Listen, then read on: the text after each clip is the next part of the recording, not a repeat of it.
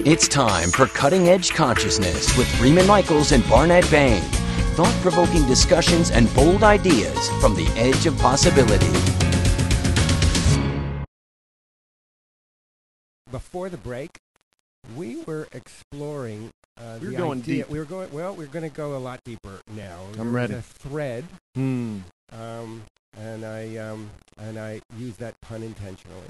There is a thread that I think you suggested before, Freeman, that runs that we can trace back to early childhood, that speaks to some definitive truth about ourselves. Beautiful. Yeah. And as long as we can lay hold to that thread, we're tied into some kind of connection. And maybe our life purpose is to find expression for that. And it is always. Or certainly, soul purpose I or think something our like life that. purpose is always to tug on that thread and to allow ourselves to unfold as an expression of what that thread is tied into. I love So that. our guest, Liana, is an image therapist and knows... Well, she's an expert in this precise she thing. She knows a thing or two or three or four about thread.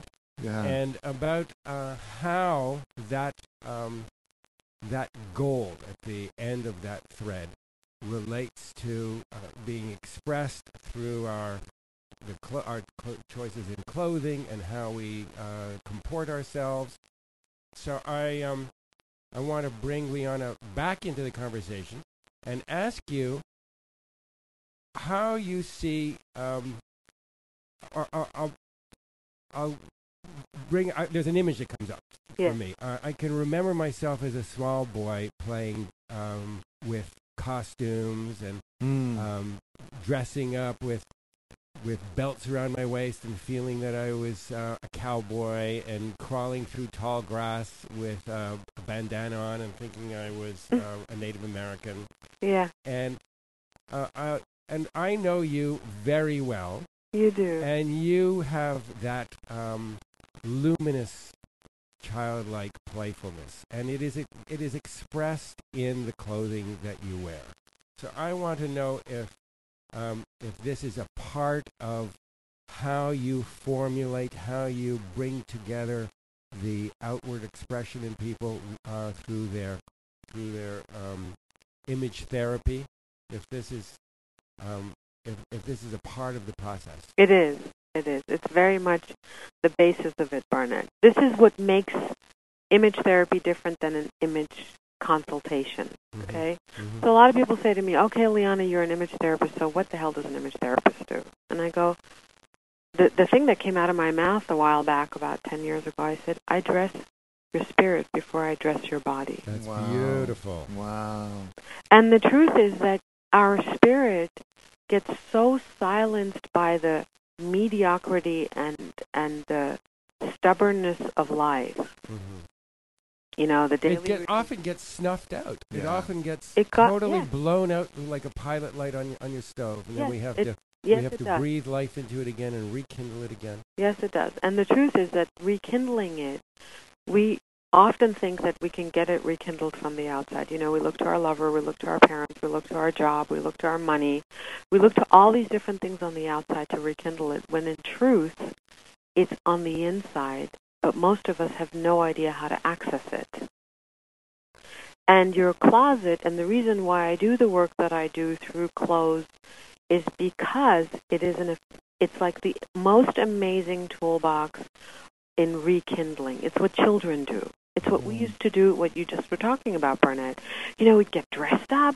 When you come to one of my classes or come to a workshop, a weekend workshop, or you come to my Claim Your Crown workshop, that's a workshop where women get reintroduced to their femininity, to their sensuality, to the physical touch of their own bodies, and really understanding, oh my God, I am in this body, and this is the vessel for my spirit to be living in the world and shining. And so you adorn that vessel. And that's what you do. You go and you play. You know, my clients and my students all get the homework of every week, once a week or twice a week, whatever time you can have available to you, just for yourself, alone. Mm-hmm. Go into your closet, put stuff on, look at it, look backward, what does it look like? Is the proportion okay? How does it feel is the most important part. How does it make you feel? Does it make you joyful? How do you feel, Freeman? I feel good. And I wanted to bring up another piece of this, too, which we talked earlier about the releasing idea of letting things go. Mm-hmm. And obviously what's represented in many people's closets is some maybe shadow aspect, some piece of us. It could have to do with hiding or issues of self-esteem, where we have clothes that really aren't flattering, but we keep them in a particular way for protection, right? Yes. Or something such as that. Yes. So there's a whole mirroring idea of going in that closet as well. So I have, yes, absolutely, and thank you for bringing that up, because I have people who've shed weight, Sure. and I've let it go, then they've gained it back and they've let it go. So I go into a client's closet and do a closet inventory. I see sometimes 4 or 5 sizes. Interesting. I say, why is this still hanging here? And they say, well, you never know. That's right. Guess what? If you're saving money, You know. You have not in that released. moment, you know. Wait a second. That fish is still on the hook. Yeah. You save money for a rainy day, what are you going to have? A rainy day. That's You right. save money for a trip to Paris, that's the money that's going to accumulate for a trip to Paris. Oh, If man. you have a size 12 in your closet and you're a size 6 because you've just lost 30 pounds, get rid of it. Yeah. You know, most of us don't need bad husbands or boyfriends. We do a perfectly fine job of beating ourselves up. We don't need somebody else to come and do it, because instead of respecting a woman, the woman who's inside us, or the man who's inside us, who carries that crown on their head, we choose to beat ourselves up for the things that are so unimportant. Yeah. You know? Well, after we were together, I decimated my closet. I threw out everything. My closet is totally empty. Well, it was totally empty. And then Sandy filled it with her stuff. That's what happens. See? So Barnet. now I have a few things in the trunk of my car. Barnet, this is so funny, because when I went into Jack and Inga's closet, Jack Canfield, Yeah. you know, Yeah. Jack has like closet space. Yeah. And Inga was saying the same thing. Why do I not have more closet space? That's right. That's right. Sandy's actually going to put stuff in Inga's closet. Go ahead. I'm sorry. No, the truth is that, you know, we wear 20% of our closet 80% of the time.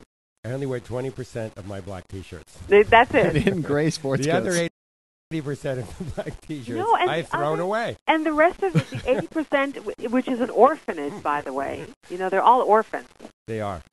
They are taking up this expensive real estate space in your closet, when there could be things in there that would make you feel so delicious. This is the big invitation. Food, I mean, milkshake. if I'm really sincere, the biggest challenge is to shine. I mean, there's the wonderful quote, of course, from our friend Marianne Williamson about, you know, it's our greatest gift. That's the hardest part to get a hold of and to allow out in the world. And look, I'll be the first to cop to it. It's a challenge for me sometimes to take out the nicer clothes.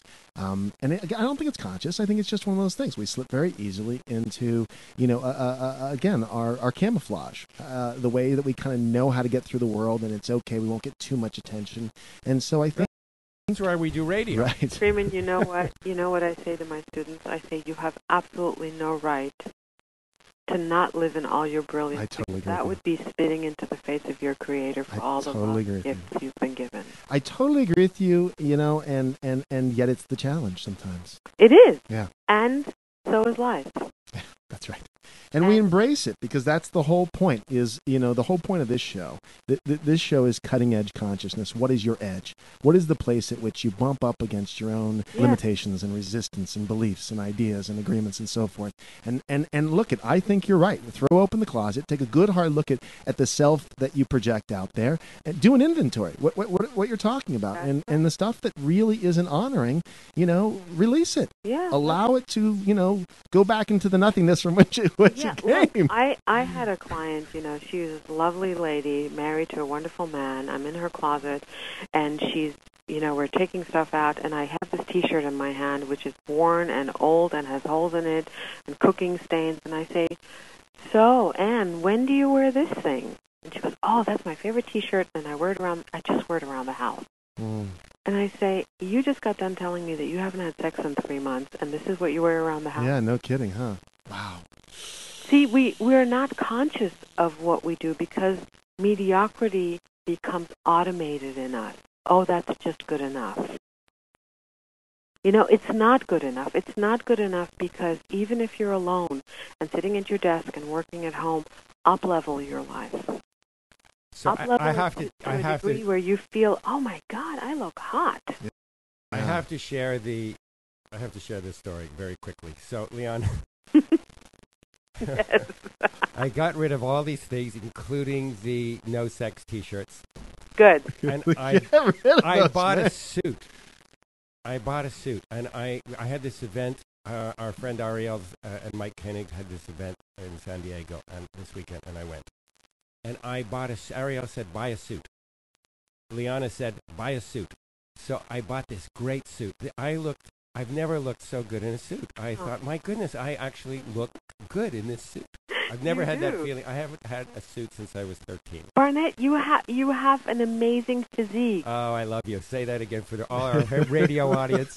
But so you have a gorgeous body. You heard it from Liana. The official you heard it, aficionado you of heard this. It, and she knows. That's right. So I get this gorgeous suit, and I can't wait to wear this suit to this charity event this weekend.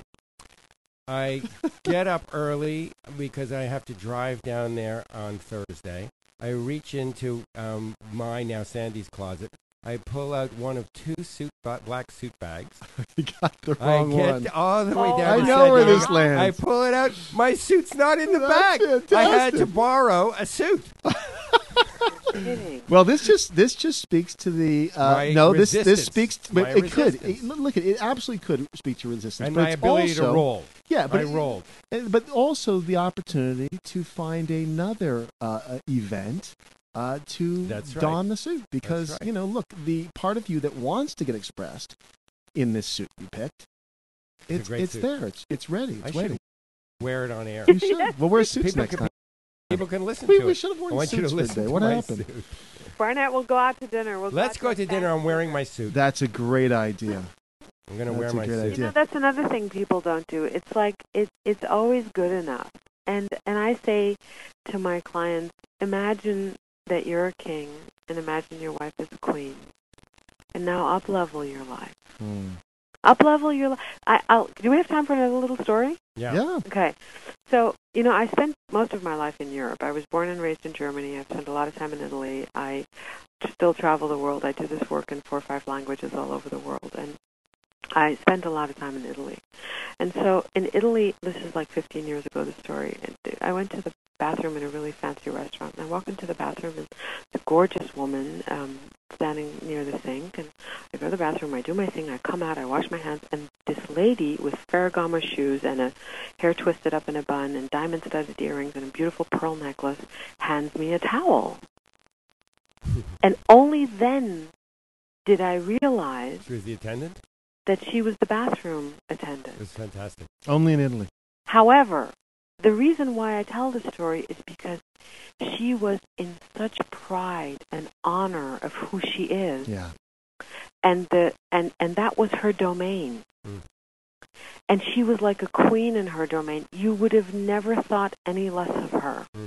Because she respected herself so much that you would come in, you would walk in, and you would salute her like a queen. It's fantastic because, again, we have so much we have so much tied around our what we ought to be, and the idea that it can be expressed in any moment, under any circumstances, by means of conscious choice.